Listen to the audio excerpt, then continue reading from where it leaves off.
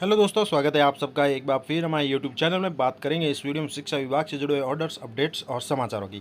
चलिए शुरू करें इस वीडियो को। चैनल में पहली बार है तो लाइक करें, सब्सक्राइब करें, आगे भी अपडेट्स मिलते रहेंगे। तो बात करें सबसे पहले 9 जून 2022 का ये ऑर्डर, जिसमें अधिकारी कर्मचारियों के 3 वर्ष से अधिक एक ही सीट पर पदस्थापित होने पर उनकी सीट परिवर्तन यानी ट्रांसफ़र करने की बात कही गई है। मुख्य रूप से आपको बता दें, ये ऑर्डर है राज्य के मंत्रालय कर्मचारी अधिकारियों के लिए। तो इसमें कहा गया है कि उपयुक्त प्रसंग के क्रम में आपको 3 वर्ष से अधिक एक ही सीट पर आपके कार्यालय व आपके अधीनस्थ कार्यालय या डाइट सहित में पदस्थापित मंत्रालय कर्मचारियों के सीट परिवर्तन के संबंध में कार्रवाई कर दिनांक 30 अप्रैल 2022 तक पालना का रिपोर्ट इस कार्यालय की मेल आईडी पर भिजवाई जानी थी, किंतु आपके द्वारा आज दिनांक तक रिपोर्ट नहीं भिजवाई गई है। यानी कि सरकार के द्वारा रूल किया गया है कि मंत्रालय कर्मचारी 3 वर्ष तक किसी सीट पर एक ही जगह पर रहता है तो उसे 3 वर्ष के बाद 3 वर्ष से अधिक होने पर दूसरी जगह, दूसरे कार्यालय या दूसरे कार्यालय में अधीनस्थ मंत्रालय कर्मचारियों में जो भी होते हैं उनको परिवर्तन किया जाता है। सीट परिवर्तन का नियम है। तो शासन के द्वारा ये ऑर्डर जारी किया गया है। 12 मई 2022 के द्वारा पुनः निर्देशित किया गया है कि कई वर्षों से एक ही पद पर एक ही व्यक्ति कार्यरत है और उनकी सीट परिवर्तन जो है परिवर्तन की पालना करना रिपोर्ट चाहिए गई है। अतः प्रासंगिक पत्रों की पालना में कार्रवाई कर उक्त मेल आईडी पर अनिवार्य रूप से जिलेवार समेकित कर प्रमाण पत्र सहित 3 दिवस में भिजवाने की जो है कष्ट करें, इसे सर्वोच्च प्राथमिकता प्रदान करें। तो यानी कि ये क्लियर हो गया कि मंत्रालय कर्मचारी जो हैं एक सीट पर अधिकतम 3 वर्ष तक ही कार्य कर सकते हैं और जो भी अधीनस्थ कार्यालय में होते हैं मंत्रालय कर्मचारी है तो उनके सीट परिवर्तन को लेकर ये ऑर्डर जारी किया गया है। आगे भी जो पहले कहा गया था लेकिन दोबारा कहा गया है कि निर्देशित किया गया है कि सभी जो मंत्रालय कर्मचारी हैं उनकी सीट परिवर्तित की जाए और सूचना मांगी गई है 3 वर्ष से अधिक एक ही सीट पर पदस्थापित अधिकारी कर्मचारियों के सीट परिवर्तन को लेकर यह महत्वपूर्ण ऑर्डर बीकानेर द्वारा जारी किया गया है।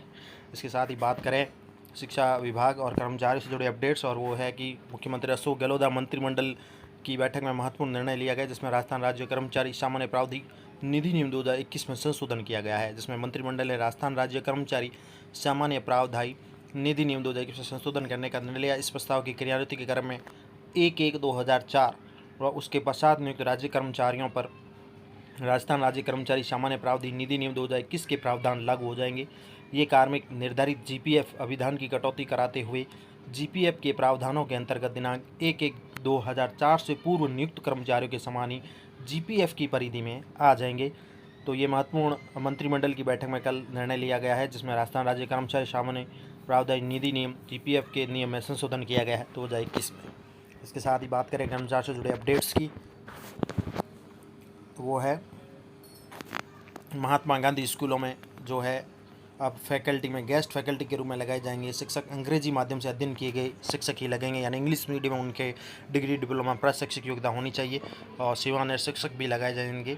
महात्मा गांधी स्कूलों में गेस्ट फैकल्टी को लेकर ये दिशा निर्देश जारी किया गया और विभाग कैलेंडर जारी करेगा, उसके अनुसार ही मानदेय भी तय किए गए हैं, जिनमें 30,000 है, 21,000 है घंटे के हिसाब से और प्रति जो है मासिक मानदेय रखा गया है। शिक्षकों को लगाने के लिए विभाग द्वारा कैलेंडर जारी किया जाएगा। प्रधानाचार्य उस अनुसार अपनी स्कूल रिक्त पदों की सूचना जारी करेंगे। इसके साथ ही बात करें तो व्याख्याता भर्ती को लेकर अब नए नियम कायदे तय हो रहे हैं। नई शिक्षा की नीति के तहत उच्च शिक्षा में गुणवत्ता लाने के, जिसमें एकेडमिक स्कोर की मेरिट से ही बनेंगे कॉलेज व्याख्याता। ये बड़ा अपडेट रहेगा कि अब हो सकता है कि नई शिक्षा नीति में जो कंपटीशन एग्ज़ाम होता है उसके थ्रू जो सिलेक्शन होता है उसकी बजाय कॉलेज शिक्षा में एकेडमिक स्कोर जो होता है उसकी मेरिट से कॉलेज व्याख्याता बनाए जा सकते हैं। कॉलेज व्याख्याता के 32 साल पुराने सेवा नियमों को बदलेगी सरकार। यूजीसी 2018 अधिनियम लागू होगा, जिसमें परीक्षा और एकेडमिक स्कोर की मेरिट बनेगी। अब क्या नियम कायदे रखे गए हैं निर्धारित अंक के अनुसार, टेबल 3 के अनुसार निर्धारित अंक इसमें रखे गए हैं कि स्नातक में न्यूनतम 45 से 60% अंक होने पर उनको 10 से 21 नंबर मिलेंगे। स्नातकोत्तर पीजी में न्यूनतम 55 से 80% अंक होने पर 20 से 25 नंबर मिलेंगे। एमफिल में 55 से 60% से कम पर 5 अंक और 60% अधिक पर 7 नंबर। पीएचडी होने पर 25 अंक मिलेंगे। नेट और जेआरएफ नेट सेट होने पर 5 से 10 अंक मिलेंगे। Research paper publication UGC listed या पेपर रिव्यू जनरल होने पर 6 अंक मिलेंगे। पीएचडी के साथ शैक्षणिक अनुभव होने पर 10 अंक मिलेंगे। अंतर्राष्ट्रीय राष्ट्रीय अवार्ड होने पर 3 और अंतर्राष्ट्रीय पर 3 और राष्ट्रीय पर 2 अंक मिलेंगे। ये टेबल 3 के अंक भी निर्धारित किए गए हैं। तो नई शिक्षा नीति के तहत राज्य में उच्च शिक्षा में गुणवत्ता लाने की कवायद चल रही है। इसके लिए सरकार कॉलेज व्याख्याता पद के 32 साल पुराने सेवा नियमों को बदलेगी। सरकार यूजीसी 2018 अधिनियम लागू करने जा रही है। इसके तहत कॉलेज व्याख्याता चयन के लिए एकेडमिक स्कोर यानी टेबल 3 जो दी गई उसी के अनुसार एकेडमिक स्कोर जरूरी होगा। परीक्षा के साथ एकेडमिक स्कोर के अंकों की मेरिट भी तैयार होगी। मेरिट में आने वाले अभ्यर्थी इंटरव्यू के लिए चयनित होंगे। नए सेवा नियमों को बदलने के लिए उच्च शिक्षा विभाग या यूजीसी 2018 अधिनियम की फाइल आरपीएससी को भेज दी है। आरपीएससी में इसका अंतिम परीक्षण किया जा रहा है। संभवतः कॉलेज व्याख्याता के 1000 पदों पर आने वाली भर्ती नए अधिनियम के तहत होगी। गौरतलब है कि अभी कॉलेज व्याख्याता चयन के लिए आरपीएससी परीक्षा कराता है, उसके बाद इंटरव्यू होता है। इसके साथ ही बात करें तो कॉलेज व्याख्यातों को लेकर तो सरकार जो है परीक्षा का निर्णय ले सकती है। यूजीसी 2018 अधिनियम में कॉलेज व्याख्याता पद के लिए परीक्षा का प्रावधान नहीं है।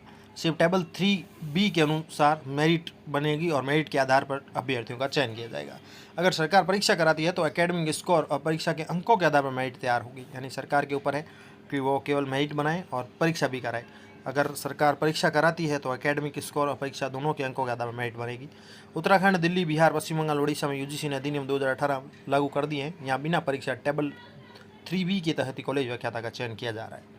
इसके साथ ही विद्या संबल योजना में भी लागू है यूजीसी एक्ट।